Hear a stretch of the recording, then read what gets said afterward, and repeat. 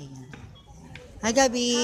Hi! Ayan, finally, it was revealed na. Yes, ang sarap sa feeling kasi parang lahat ng hard work Mm-mm. nag-pay off. Parang from the auditions to this callbacks to the screening, parang lahat na i-release na rin namin. So Mm-mm. parang, well, panibagong pressure naman kasi ang susunod naman na titignan is yung pagganap namin bilang Alena, Danaya, Mm-mm. Pirana. So, andun pa rin yung pressure. And it's good to be pressured para hindi ka rin ma-relax. Ayun.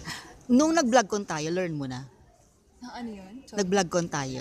Ano meron? Alam mo na, no? Secret. Secret pa din. Pero how was the audition process? Ano yung, did you audition for Alena talaga? I auditioned for really Alena talaga. Mm-mm. But then they let me try Amihan also. Mm-mm. Pero nag-audition ako last year pa. Like December. Naalala ko a day before my birthday, December 1. Nag-audition ako for Alena. And then, ayun, naka-callback. And then, callback. And then, yun na. So, parang sobrang, isipin mo parang ilang buwan ako nanginginig and praying for the role. And then, finally, parang, eto na. Kamusta yung feeling na kailangan mo siya itago ng matagal? Yung Ay, tweet grabe, na yung tweet ano ka mo na, yun? yung ganyan.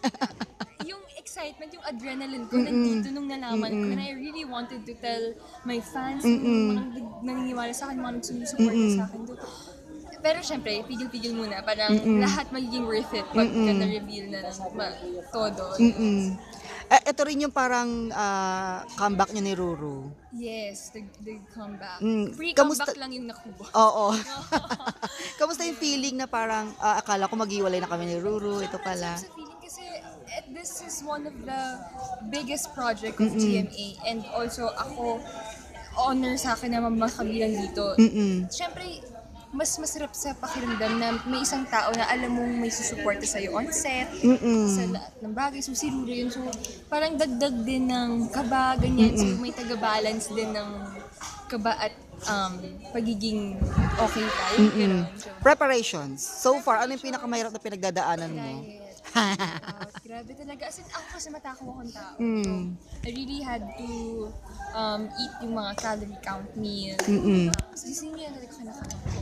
And then, nag-detox drink ako, ganyan. And then, nag-run ako, gano'n. So, ngayon, nag-training naman kami. So, mga kalyo-kalyo, kasama-sa. So, Oh, meron ka rin.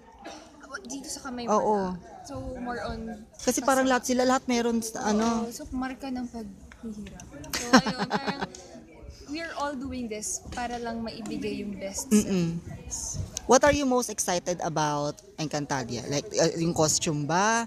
The story itself? Ako, the story itself, kasi I'm already in love with my character. So, I can't wait to portray and to get into my character na nakaka-excite na maging Alena kasi isa siyang romantiko na palaban din. So, I feel like every girl's dream is to be a princess warrior, diwata na palaban. So, parang for me, ang swerte ko na makakamit ko tong out of the box role.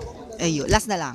If you will say something to Karil right now, ano yung parang gusto mong message sa kanya? Or anong gusto mong, mayroon ka ba i-dedicate? Mayroon ka ba? Ako, Miss Karil, we haven't really met. So, I'm very looking forward to meet you someday. And also,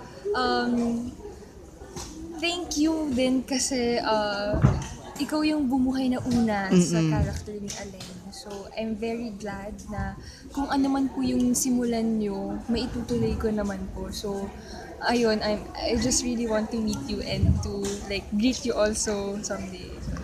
Ayun, congrats girl. Thank you so much.